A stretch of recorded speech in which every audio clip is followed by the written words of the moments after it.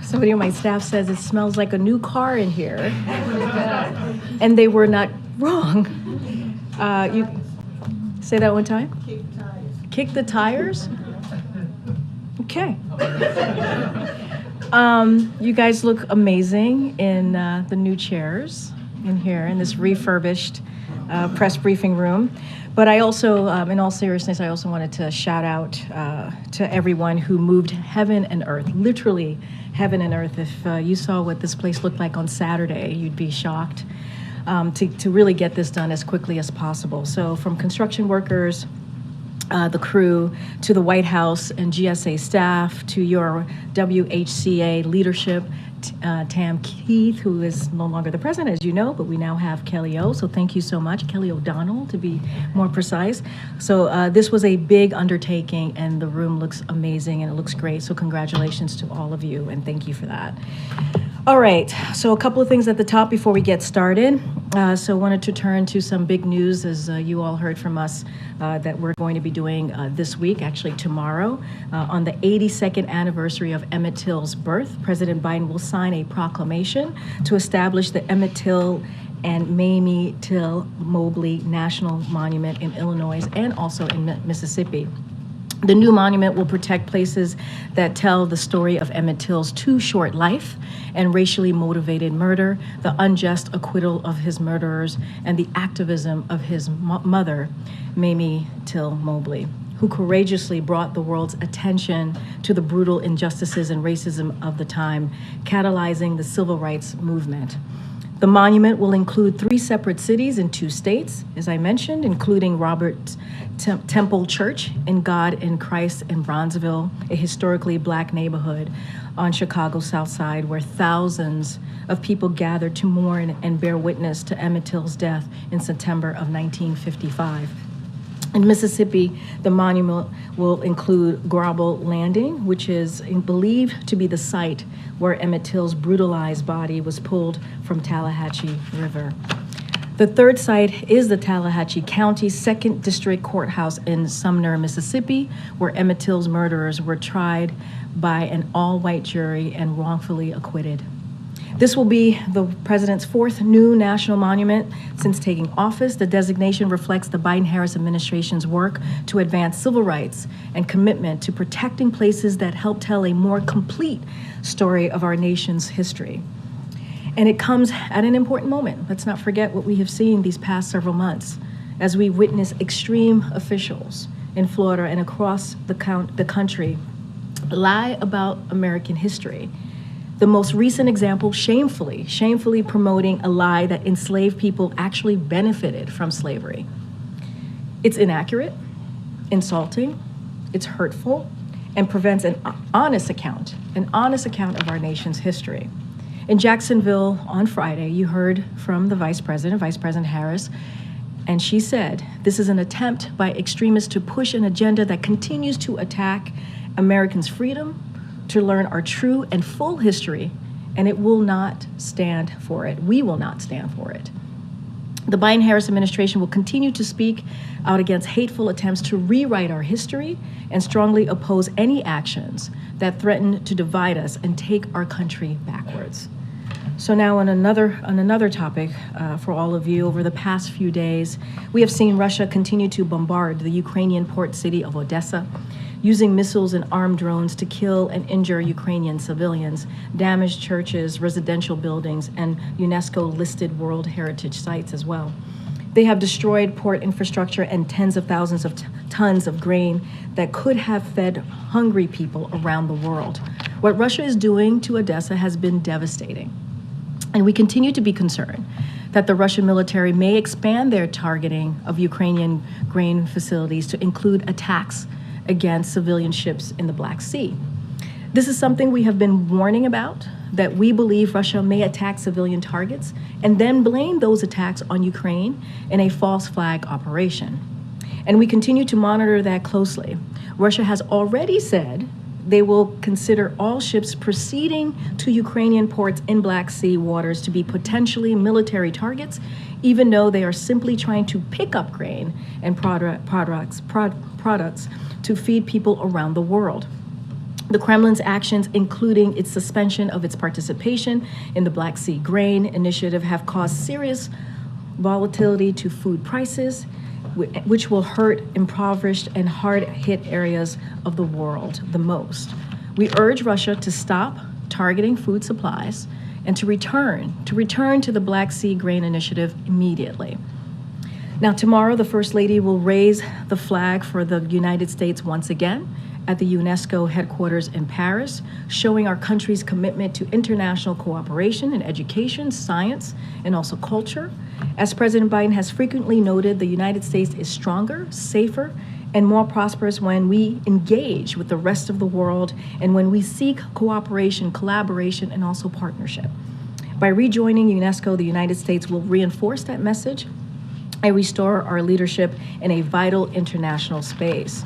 This administration is committed to having a leadership presence in all appropriate multilateral venues where our interests are security and our prosperity can be protected and also promoted. And finally, one last announcement here. I want to say a word about my colleague, Louisa Terrell, and also Shawanza Goff, who will be taking over at the helm of the Office of Legislative Affairs in the upcoming days. Since taking office, President Biden has relied on Louisa Terrell's tireless leadership of the Office of Legislative Affairs, and she has consistently delivered for the American people. Louisa has been a key member of the president's team for many years, and we are incredibly sad to see her depart from the White House. But know that but no one around here, it's always very tough to say goodbye, and so she knows that, and we will miss her dearly. Today, as you all know, the president is proud to announce that Shawanza Goff, a day one member of our team, will serve as assistant to the president and director of legislative affairs. Shawanza has strong relationships across both chambers and both sides of the aisle, forged over more than a decade on Capitol Hill. She will be the first African-American woman to serve as White House Director of Legislative Affairs, and we know that her experience, instincts, and deep respect for Congress will continue to serve our administration and also the American people as well. With that, Amr, did I put you to sleep? What's going on? No, you're talking. I'm trying to just keep up with all your stuff. I'm just teasing. I'm totally teasing you. So these seats are quite comfortable. Oh, see, that's what it is. It's not me. It's the seats. I got you. Okay. Go ahead. On Israel, in your statement earlier today, I think you shared the administration's disappointment, but I was wondering what, if any, impact the vote will have on U.S.-Israeli relations, both in the near term and long term, and specifically in the near term.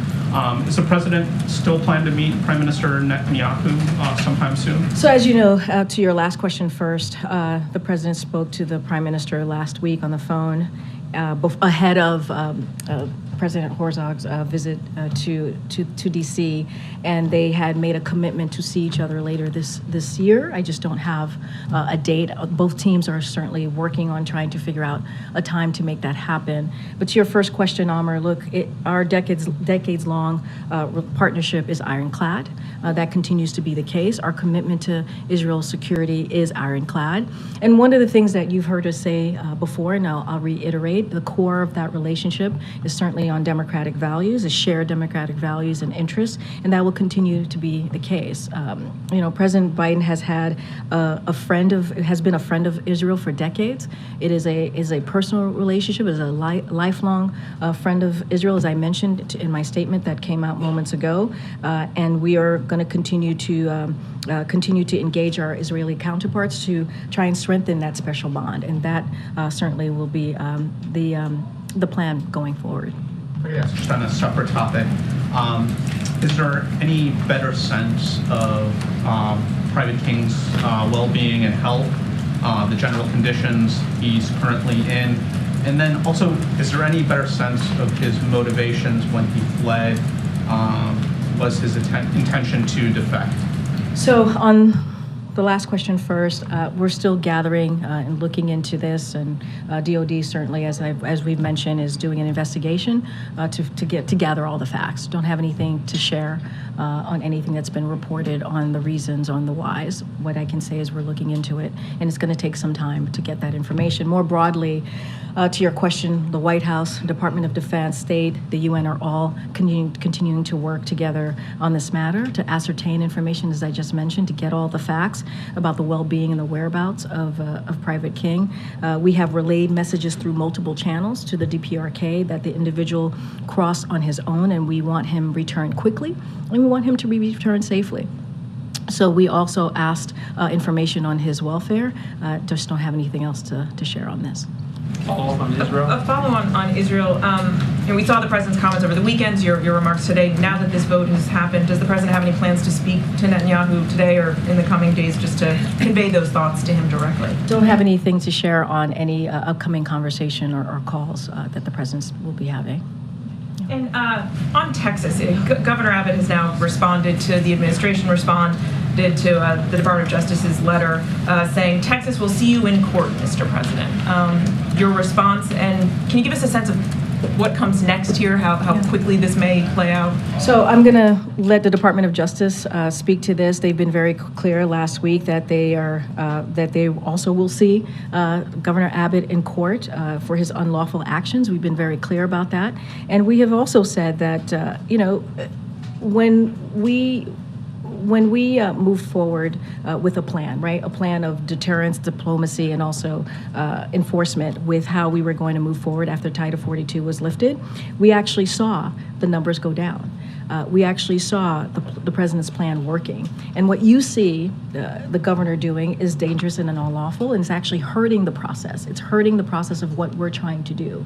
And instead of wanting to, or undermining, I should say, instead of coming to the table and trying to figure out a way to work together, he continues to do this really cruel, unjust, inhumane ways of moving forward with a system that has been broken for decades. This is a president that has taken action from day one and has continued to show what he can do to help deal with the border situation. But Governor Abbott is not about that, and so the Department of Justice has been very clear.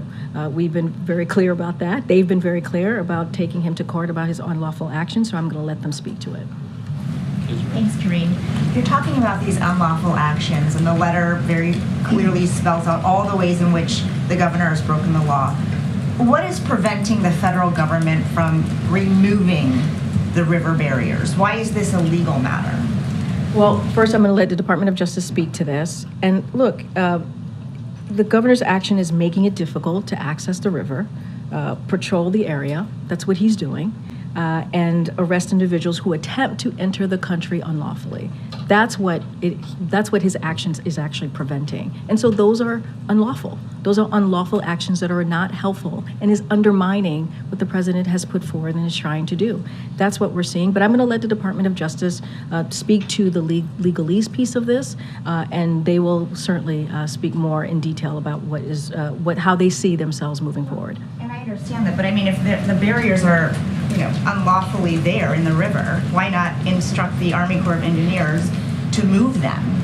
I'm not going to speak to what's going to be instructed of the Army Corps engineers. What we're speaking to is the unlawful actions that the governor is taking and how the Department of Justice is going to move forward. Anything related to that, certainly I would refer you to Homeland Security specifically. And then just a quick one on Private King. Does he have a security clearance? I can't speak to his national security clearance from here. That's not something that I can speak to, but I would refer you to the Department of Defense. Thank you. Chairman James Comer today says that the Oversight Committee, has evidence that the president in the past communicated directly with foreign business associates of his son Hunter Biden many times. Curious if the White House and the president still stand behind his comment that he's never been involved and has never even spoken to his son about his business. So I've been asked this question a million times. The answer is not going to change. The answer remains the same. The president was never in business with his son. I just don't have anything else to add. Okay. Has the president been given options for how to physically remove the barriers? Is that part of the briefing for him? And on a separate matter, the Ohio Police Department that deployed a dog July 4th when a motorist was stopped. Has the president been briefed on that particular situation, and do you have any comment on that? So I don't have any updates on or anything to share about the president being updated on the Ohio situation. I saw the stories. I'm going to let certainly. I believe there's an investigation. They're looking into it. It sounds horrific, but I don't want to go beyond that. But it does sound horrific as to what happened. And as it relates to what the president's been updated on options to remove the barriers, I just don't have anything specific for you on that. Is the president concerned about the direction of democracy in Israel after the passage of this judicial reform bill today? So look, as I said at the top, and I said in my statement, the relationship, right, with Israel is a lifelong friendship, right, a relationship that the president specifically has had since he entered politics, since he entered the government, and that's going to continue. Certainly, we believe that relationship, the core of that relationship, certainly stems out of democratic interests and democratic values. That still remains the same.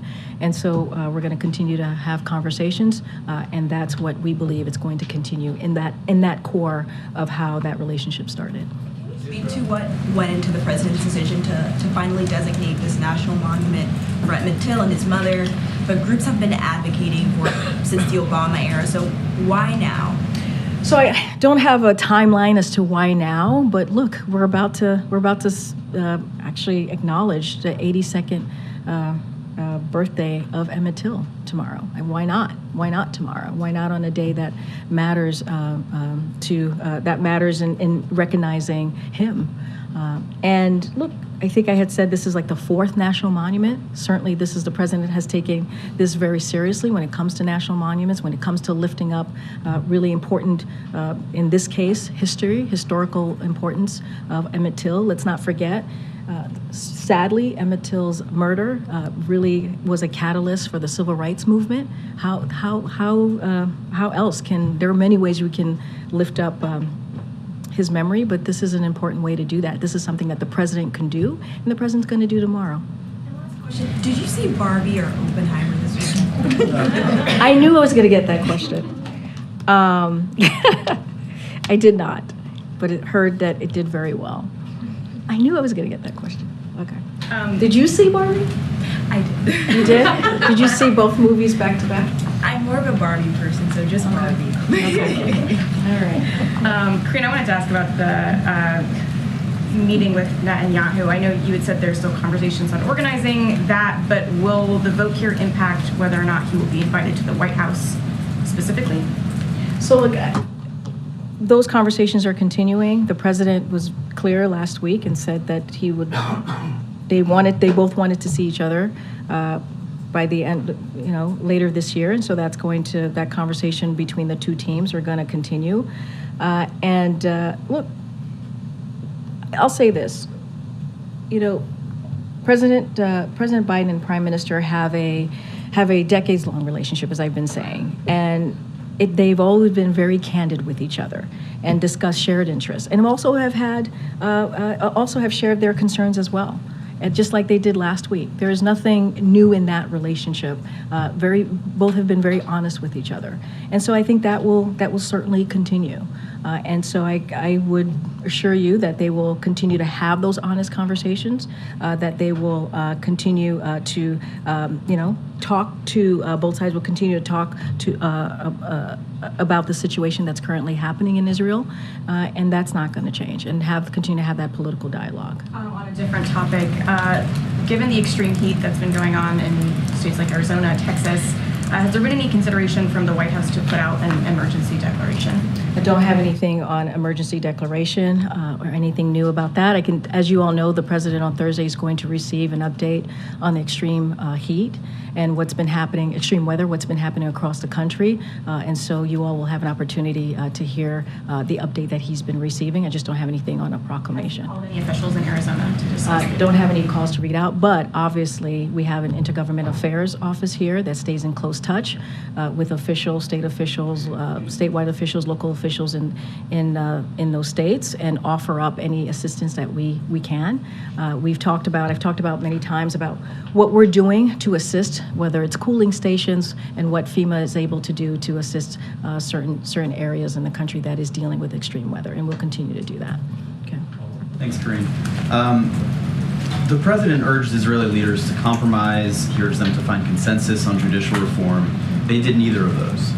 So has the president reached the limits of his influence on the Israeli political process? So look, I think a couple things that I want to say here, and this is part of the statement that I put out. And again, lifelong friendship. It is unfortunate that the vote today took place with the slimmest possible majority.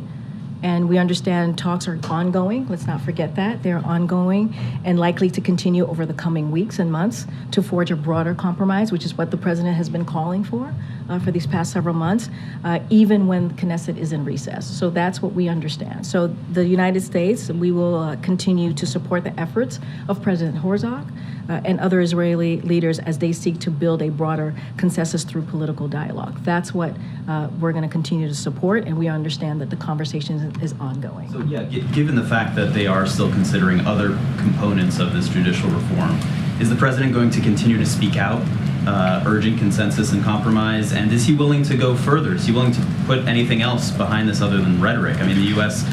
gives Israel billions of dollars in aid a year. Is he willing to put that on the line to try and get the outcome that he'd like to see in Israel? I wouldn't say it's just rhetoric. When the president speaks, it sends a message. And not only that, it's not just rhetoric. He's had private conversations with the prime minister. He's had conversations, a bilateral meeting with the president of Israel, President Herzog, just last week. So the president has been very clear. He believes there needs to be a broader consensus. There continues to be dialogue. That's what we're calling for. I think that's really important over the next couple of weeks and months.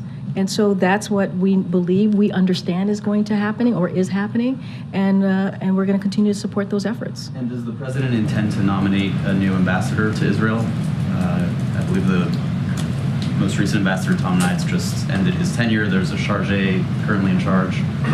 Does he have any plans to nominate someone, given everything that's unfolding? Yeah, I understand the question, just don't have anything new to share at this time. And lastly, on another quick topic, does the president still believe that that UPS and the Teamsters will reach an agreement to avert the strike? So look, they have had some progress in their negotiations and their conversations, which is really important. They're going back to the table. They're going back to negotiating tomorrow, which also is very important. So we are hopeful. We are optimistic on this issue. Okay. A couple questions following up on Texas.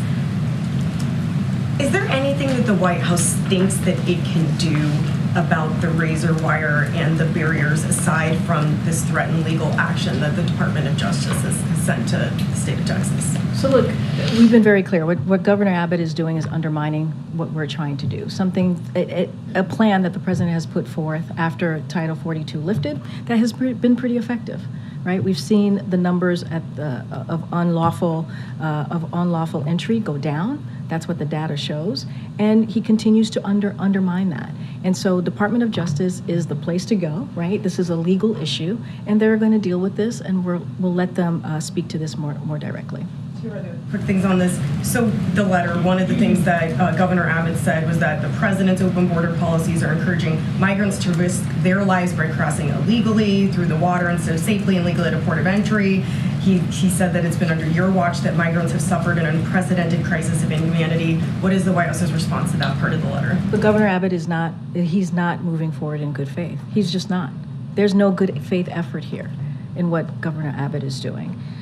And the only person, the one person that is sowing chaos is Governor Abbott.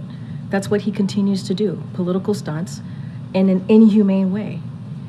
He's actively undermining our border enforcement plan, which again has the lowest level of unlawful border crossings in over 2 years. He's making this more difficult. And so he's not operating in good faith here. That's my answer. And lastly, you had said that they could just come to the table potentially and talk about this. When was the last time that President Biden tried calling Governor Abbott? Let's be very clear. Governor Abbott is making it harder for the men and women of the Border Patrol by what he's doing. He's making it harder for the people who are supposed to work to protect protect our border. That's what he's doing. And so you've seen them meet many times when the president has visited Texas. And so, you know, I get the question, but he's literally operating in bad faith. That's what this governor is doing. While we're trying to fix and deal with an issue, a broken system, an immigration system that has broken for decades, and he's undermining it. Go ahead, Karen. Does the administration have any response to North Korea launching 2 ballistic missiles today? So a couple things on that, on the launch from us. We certainly condemn the DPRK's ballistic missile launches. These launches are in violation of multiple United Nations Security Council resolutions and pose a threat to the DPRK's neighbors and the international community. We remain committed to a diplomatic approach to the DPRK and call on the DPRK to engage in dialogue. Our commitment to the defense of the Republic of Korea and Japan remains ironclad. If I could just go back to the heat briefing, since it's on his public schedule already for this week, can you give us any more guidance on who will be giving him that briefing? I don't have any more details. Certainly, as we get closer to Thursday, we'll provide more information. Okay, Jeff. Jeff, I haven't seen you in a while. Here I am. Oh, welcome. Welcome back.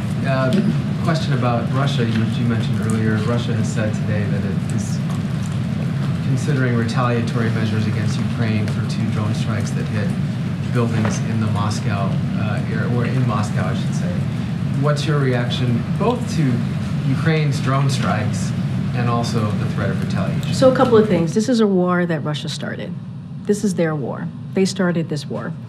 And they could end it, you hear us say this all the time, they can end it at any time, by withdrawing forces from Ukraine instead of launching brutal attacks on civilians, on Ukraine cities. And that's what they do, doing every day on this brutal attack for more than 15 months. Russia has been bombarding the Ukrainian port of Odessa, killing and injuring Ukrainian civilians, devastating UNESCO-listed World Heritage sites, as I mentioned at the top, and destroying tens of thousands of tons of grain that were going to be shipped to countries around the world. And we have been clear, as you asked me about the Ukrainian drone strikes and what we make of this. And so, look, on the drone strikes in Moscow, we've been clear that as a general matter, we do not support attacks inside of Russia. But we also have been very clear that Crimea is indeed Ukraine. And so, again, this is something that when it comes to this war, this is, as we all know, Russia started this war and they can end this today. But what we will continue to do, we'll continue to provide security assistance to Ukraine, as we have been for more than 15 months, as they are fighting for their freedom, fighting for their sovereignty. And so that is our commitment to Ukraine. You saw that at the NATO summit for all 31 leaders just recently, 10 days ago, the last time when we recently traveled. And you'll continue to see that from this president. And not just this president, but our NATO allies as well, and partners across the country. Pivoting back to Israel, I've read your statements about the vote. Are you reluctant to call the judicial reform undemocratic? I mean, we've been very clear. We've been very clear. Any changes like these that were to happen to policy changes needed a broad consensus. The president has been very, very clear. But is it really just about the consensus, or is it about what the policy is? It's about what majority of the people in Israel want, right? It needs that's what a broad consensus is, right? It needs the support of the broader community, if you will, in Israel. That is what we have been very clear about. And you saw from the president's statement that instead of being less divisive, this is the president's statement yesterday, it became more divisive. And so we are, it is unfortunate that the vote happened today. It took place with the slimmest possible majority. And so, look, as we understand it, it's going to be ongoing. There's going to be continued talks over the next couple of weeks, over the next couple of months, and that's what we want to see. On the call with Biden and Netanyahu last week, Axios reported that Biden told Netanyahu he isn't the only one who's concerned about where the prime minister is taking Israel. Many Americans are too. Can you share more about the candor that the president expressed on Americans' public opinion? So I'm not going to get into a private conversations. There was a readout, so I'll point you to the readout that we put out of the call that the president had with the prime minister. Look, I also said moments ago they've always had candid conversations, the two of them. They've known each other for a very long time. And they've discussed shared interests as well as concerns that they both have had. And so I think I'll just leave it there for now. Okay. Thank you. I have a question about Guatemala, but first on Spain.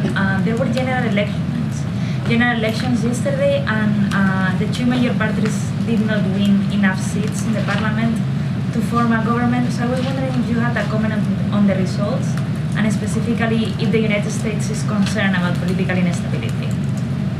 So we congratulate the people of Spain on their elections yesterday. The United States will continue to work closely with any government that emerges from the electoral process, as we have worked with Spanish governments in the past to advance our shared goals and mutual interests.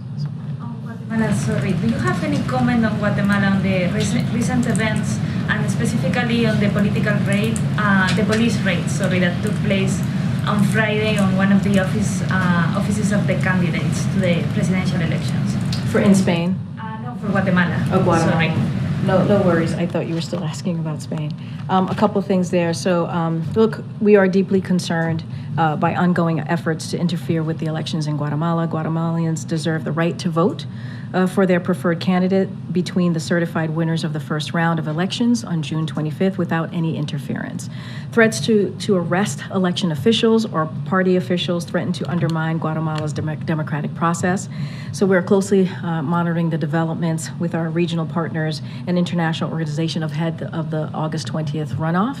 Guatemalan authorities can show leadership by ending this assault, on the basic democratic freedoms of the Guatemalan people, and the world is indeed watching. Go ahead, April. Point a couple of questions. This announcement by the president tomorrow is dropped right in the midst of this racial and political dynamic, as you will. Mary Frances Ferry, the former head of the U.S. Commission on Civil Rights, said this is not the first time that the history and the truth of Black America has been obscured, had revisionist history, and as you said, lied on. How do you marry these two moments with the president's announcement tomorrow, as there are those who believe, one, that African American history has been lied on, propagated by this administration? How do you make this a significant moment, as it was in history, for those in this moment who don't believe it? So the president has made it very clear. We cannot pick or choose our history. We can't. We should learn everything about our history, the good and the ugly. The president has said this over and over again, right? And he's made that very clear. When you think about the National Monument, it tells the story of events surrounding Emmett Till's murder, right? And I said this earlier. It was a significant event, a sad event that led to the civil rights movement. And we need to continue to tell that story, tell his story, and not just his story, the story of his mother, and what she tried to do to make sure that what he went through was not lost. And so, as we talk about the civil rights movement, as we talk about Emmett Till's story, this is American history, and it is the broader story of Black oppression, the survival and the bravery in America. All of that is connected. And so, yes, it's an important moment. You're going to hear directly from the president tomorrow. So I would certainly say to you to tune in. He'll speak to this more specifically and more directly. And so what I can promise you is that this administration is certainly committed to making sure that we tell America's and this nation's complete story. And that's what you've seen from this president over and over again. So how do you plan to do that beyond tomorrow? Because this is not stopping from Florida to everywhere else. How do you plan to continue to tell this story? As again, there are still segments of society who either want to hear it or believe it's a lie. So a couple of things. You heard from the vice president directly, right? She gave a very forceful rebuke of what is going on in Florida under that governor's leadership. And so that's something that you're going to continue to hear. You're going to continue to hear from this administration speaking out and being very clear about how dangerous that type of rhetoric is to our country and to our history. So you'll hear that. I think tomorrow is an important moment coming from this administration, showing and lifting up a story of Emmett Till by acknowledging, making sure we continue to acknowledge what he went through. The event that happened, again, led to the civil rights movement. And so that monument is important. I think it's important for the president to be able to do this, the fourth one in his administration. So you'll hear directly from the president, and he'll continue to speak to this. One of the 4 crises that he talked about when he walked into this administration was racial injustices, what we were seeing in this country, and how we needed to continue to fight, and we needed to continue to uplift what we're seeing across the country over the past couple of years, not just a couple of years, but over what we have seen over the past decades. And so this is a president that doesn't shy away from that and is going to continue to speak up. And last question on HBCUs. The HBCU White House Council is expected to meet and issue a letter for the president this week. And the way I understand it, they were pulling it together before the Supreme Court decision on affirmative action admissions. And also understanding a large component of it is about capacity. Is the president concerned about capacity for historically black colleges and universities that is already struggling with this influx of students, and now more so because of the decision by the U.S. Supreme Court on affirmative action admissions? So a lot there. Look, we're going to continue to monitor, to your point about capacity. Certainly, we're going to monitor that closely.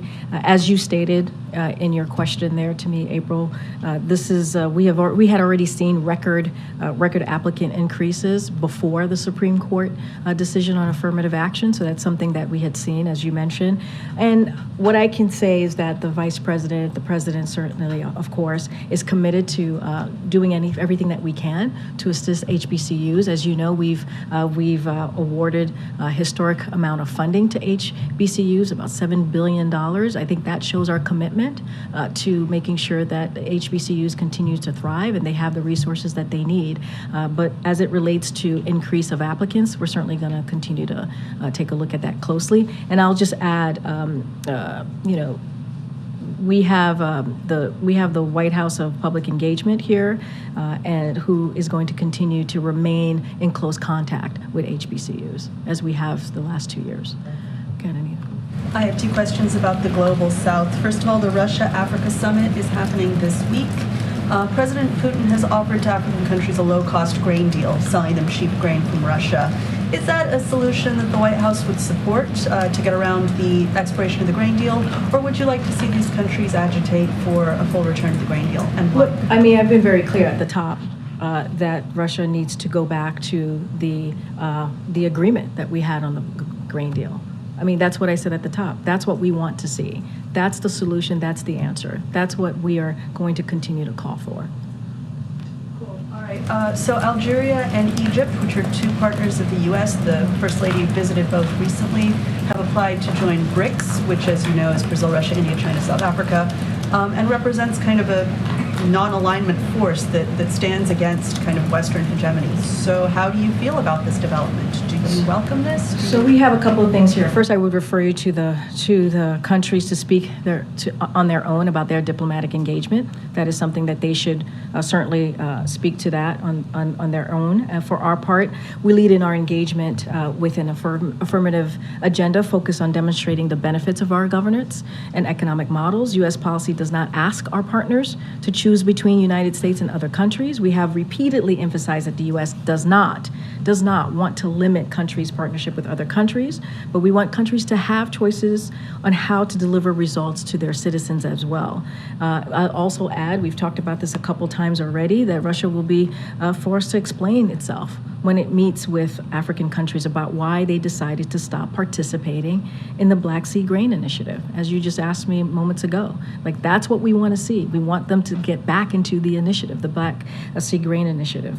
And look, Russia's actions this past week, as I mentioned already, which include the blockading of Ukrainian ports to stop the export of grains and critical food products, and bombing grain stockpile shortages facilities, have increased the price of food in many places throughout the world, and it will hurt regions such as the Horn of Africa as well. So, many people around the world will find it harder to afford basic food, as well as the results of Russia's actions. And so I imagine that this will be at the topic of discussions this week. And so we will see. We will see. Quickly, the chairman of the House Foreign Relations Committee, Foreign Affairs Committee rather, has expressed opposition to U.S. officials traveling to Taliban-controlled Afghanistan. Who were those officials? Can you confirm the meeting? Was it somebody from the White House? I don't have anything to confirm or lay out for you as who attended.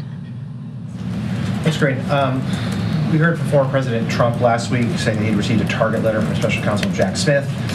There's a speculation with the grand jury meeting this week, an indictment could come at any time. Over the weekend, the former president posted a series of ominous social media to a social media account suggesting that it's a very dangerous thing to even think about charging him with a crime, saying another one, if you do something bad to us, we're going to do things to you that have never done before. So what is the level of concern at the White House that the former president is trying to incite violence? And secondly, what steps have there been for the White House, federal government, to speak to local and other law enforcement officers to prepare? So look, first I'm going to be very careful. As you know, Donald Trump is a candidate, as we all know, for 2024, so not going to speak to those comments directly, but I can say that the president is and the administration is always kept abreast and is always going to be ready for anything that might occur or may occur, and certainly we are always keeping a close eye, but I'm just not going to speak directly to what the former president has tweeted over the weekend. Thanks, Green. So I want to ask you about appliances, but first, this is a big week for the economy. The Federal Reserve will likely raise rates again on Wednesday, putting the interest rates into a range we had for 2007. So are high interest rates and about 2% growth a side effect of Bidenomics? I'm just not going to get into what the Federal Reserve is going to make a decision on or not. They are independent. I'm not going to get into hypotheticals from here. They have the independence we give them the independence to make sure that they make monetary decisions on their own. How about Bidenomics and high interest rates then? Look, what I can say is Bidenomics is about making sure that we build an economy that doesn't leave anybody behind, right? When you see the data, when you see that inflation has indeed come down, has come down the last 12 months, and that's important. That's what the data has showed. That is important, and also while wages are going up. And so this is Bidenomics at work. This is the president's policies, making sure, again, that we build an economy from the bottom up, middle out. I'm not going to get into the Federal Reserve, the decision that they may or may not make. That is up to them. They are independent. On appliances, so from this administration, we've seen them go after gas stoves, air conditioning units with regulation, refrigerators, washing machines, dishwashers, now water heaters. How many more home appliances will Americans eventually have to replace then because of regulations? So just to be clear, when it comes to water heaters, and it is proposed, what has been put forward, and if it is enacted, it would not take it into effect until 2029. So let's not forget that. So we want to make sure that we have the facts out there. And if and when it is enacted, it's going to help consumers save about $11 billion a year. That's what the president wants to do. He wants to make sure that we lower costs for the American people. That's why the Inflation Reduction Act is so important, right? Because it's going to provide up to $2,000 in credit as it relates to energy. So those are the things that the president is focused on. But again, if enacted, it wouldn't be enacted until 2029. And if it is enacted, to add to that, consumers would save $11 billion a year. So my toaster is safe. The administration has been very forceful in denouncing the efforts to restrict and revise history in some cases, but has it explored going further? For example, the chairman of the Congressional Black Caucus told us he was calling on the administration to leverage the Education Department, which can restrict federal funds, or the Justice Department in states that are attempting to restrict the way history, Black history and slavery are taught. So I don't have anything new to share about policy changes that we would be making as it relates to your question. What I can say to you is that this is a president that has shown his commitment over the last 2 years when it comes to education, even when it comes to when the affirmative action by SCOTUS when that decision was made. You heard directly and specifically from this president. You've heard from the vice president in Florida. So we have been very vocal, very clear about where we stand when it comes to either affirmative action, when it comes to banning of books, when it comes to putting forth a teaching curriculum that is indeed dangerous. That is dangerous to our American history. And so that's what you're going to continue to hear from this president. And you know, he'll never shy away from that, neither will the vice president. During the pandemic, I know that an education department would launch investigations into states that were, you know, prohibiting the use of masks, etc. Is that at all on the table? I don't have anything. I don't have any policy updates for you to share at this time. As you know, COVID was when the president walked into this administration, we had thousands of people dying a day from COVID. And he had to put forth a comprehensive plan to make sure that we got the economy going and that we made sure that we took care of Americans and got shots in arms, right? A comprehensive vaccination plan forward. And so that was a different time, clearly. As far as it relates to this issue, I just don't have any policy updates for you at this time. Okay. Thanks. On the situation at the border, I know that you've talked about the reports about migrant women being denied water, but there's also recent reports of children being bloodied by razor wire. Are there any plans for the president to address this himself to the country or even to reporters at all?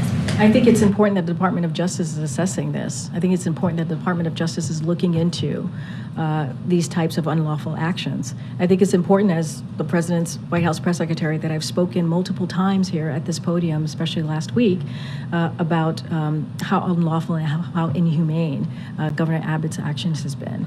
And so we'll continue to do that. And we'll continue to move forward with our plan that actually moves forward with dealing in immigration in a humane way. We've been always very clear about that. As we move forward in dealing with this immigration issue, we have to do it in a humane way. And that's what we've seen. That's why we've expanded legal pathways. That's why we've made sure that we've had diplomatic conversation. That's why we've made sure that we've had enforcement at the border to make sure the unlawful process of this is dealt with. And so that's what you've seen. I think if you look at the president's actions, that says everything that you need to know to the question that you're asking me. From the day one of this administration, the president put forth a comprehensive immigration piece of legislation to deal with this issue that has been a problem, a broken system for decades, wanting to do it in a humane way. When you have a governor who is undermining the process and doing it in a way that is not in good faith, we're going to call that out too. I'm going to let the Department of Justice deal with that. But any plans for him to actually? What I'm saying is the president, I feel that he has been very, very clear about this by taking actions, by being vocal many times on this, and has said we need to do this in the right way. We need to do this in a humane way. And that's what you're going to continue to see from this administration. And you've seen that in actions from this administration. All right, everybody, I'll see you tomorrow.